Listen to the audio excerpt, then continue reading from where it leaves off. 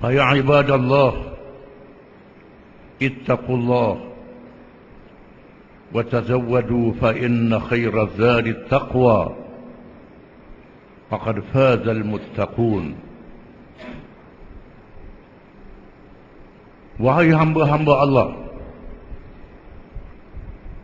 bertakwalah kepada Allah dengan mengikut segala perintahnya dan meninggalkan segala larangannya. Dan carilah bekalan, sebaik-baik bekalan, yakni bagi kehidupan di dunia sehingga hari akhirat, ialah bertakwa. Maka sesungguhnya berjaya dan selamatlah orang-orang yang bertakwa kepada Allah. Untuk menjadi contoh orang-orang yang bertakwa itu, marilah kita mengikut contoh generasi awal umat Islam. Rasulullah sallallahu alaihi wasallam dan para sahabat radhiyallahu anhum yang telah menegakkan Islam dan iman di dalam diri mereka, seterusnya menyampaikan Islam dan iman itu di dalam masyarakat, sehingga mereka menerima janji Allah Subhanahu wa taala di dunia sebelum menerima janji yang benar di hari akhirat. Allah Subhanahu wa taala menjanjikan kepada orang-orang yang beriman di dunia, wa'adallahu alladhina amanu minkum wa 'amilus salihat la yastakhlifannahum fil ard kama istakhlafa alladhina min qablihim ولا يمكنن لهم دينهم الذي ارتضى لهم ولا يبدلنهم من بعد خوفهم أمنا يعبدونني لا يشركون بي شيئا ومن كفر بعد ذلك فأولئك هم الفاسقون. Allah berjanji kepada orang-orang yang beriman dan mengerjakan amal yang saleh di kalangan kamu, bahwa Allah jadikan mereka golongan yang berkuasa memerintah di atas muka bumi. Allah jadikan ketika berkuasa itu agamanya, iaitulah Islam, yang dia redha berkuasa. Setelah Islam yang berkuasa itu dilaksanakan hukumnya, Allah menukarkan keadaan daripada ketakutan kepada keamanan. Dalam keadaan mereka itu mengabdikan diri kepadaku, yakni kepada Allah, dalam keadaan mereka tidak menyekutuiku, yakni Allah, dengan sesuatu yang lain,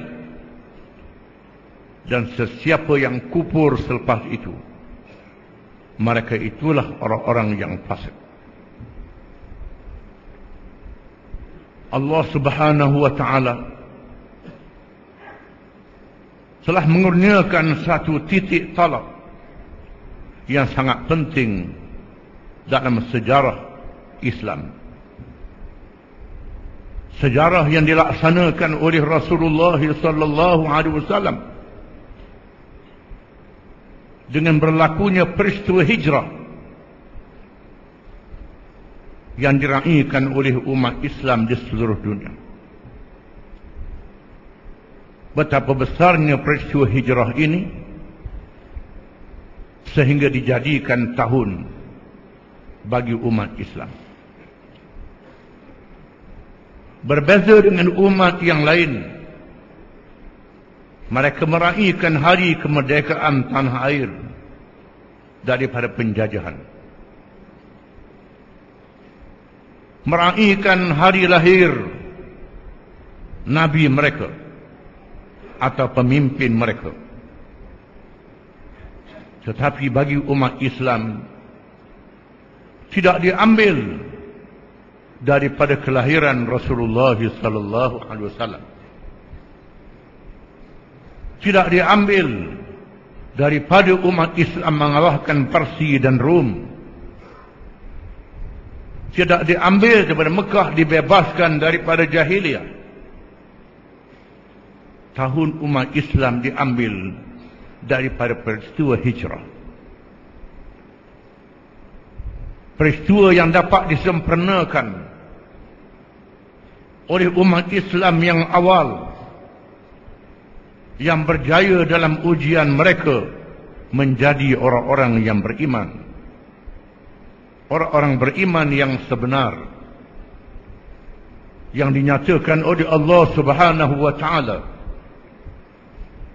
walladzina amanu wa hajaru wa jahadu fi sabilillah walladzina awaw wa nasaru ulaika humul mu'minuna haqqan lahum maghfiratun wa rizqun karim. Dan orang-orang yang beriman,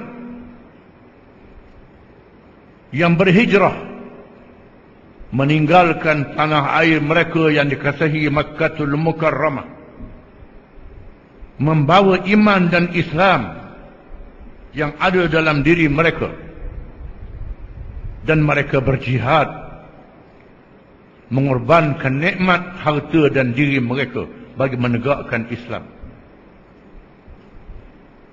Dan orang-orang yang memberi pertolongan dan perlindungan kepada saudara-saudara mereka yang berhijrah, iaitulah orang-orang Madinah yang menyerahkan tanah air mereka, menyerahkan harta dan diri mereka bagi menegakkan Islam bersama dengan Rasulullah sallallahu alaihi wasallam.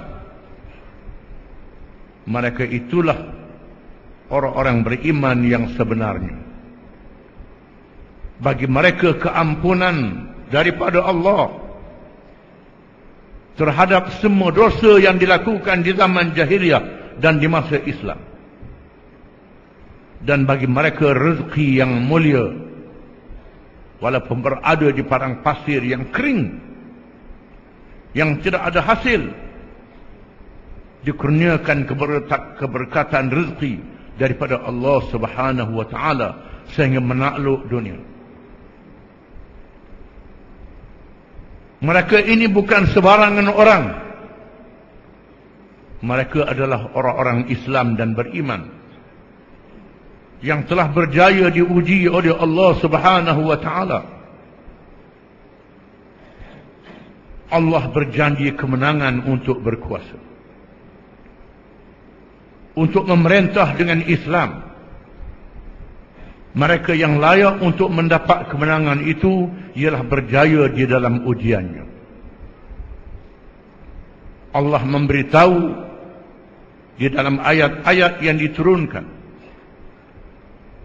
di antaranya ialah supaya mereka mengambil contoh daripada nabi-nabi dan pengikut nabi-nabi zaman dahulu.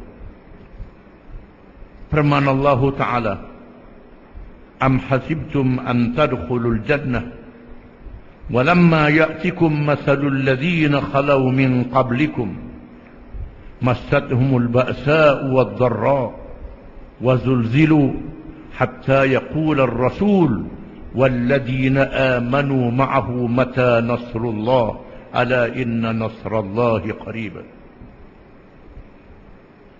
Adakah kamu mengira kamu boleh masuk syurga dengan percuma,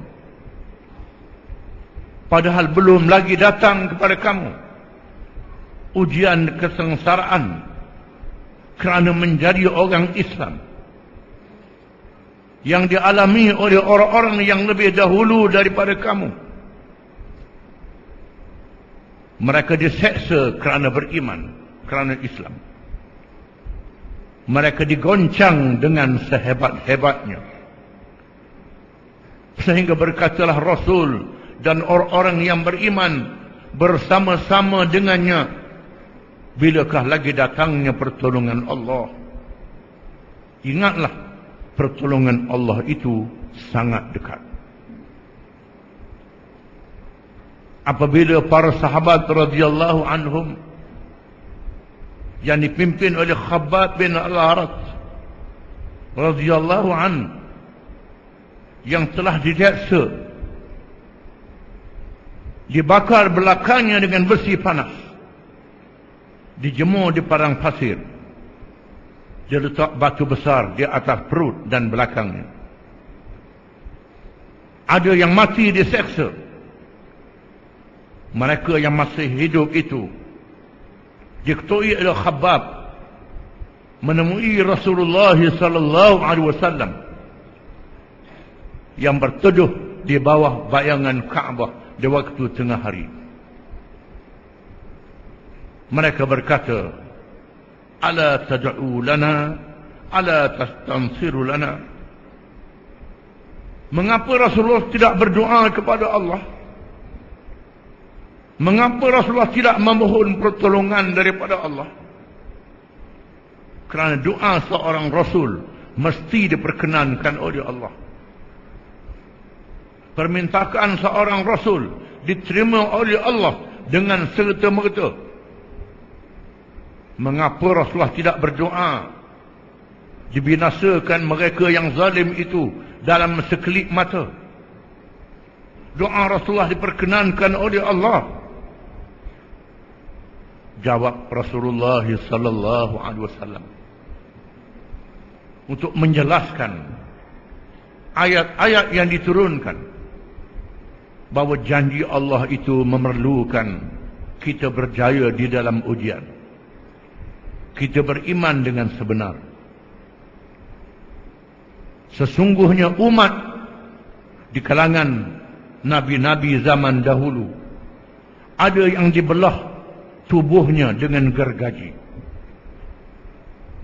Jasadnya jatuh ke bumi. Ada yang ditanam hidup-hidup.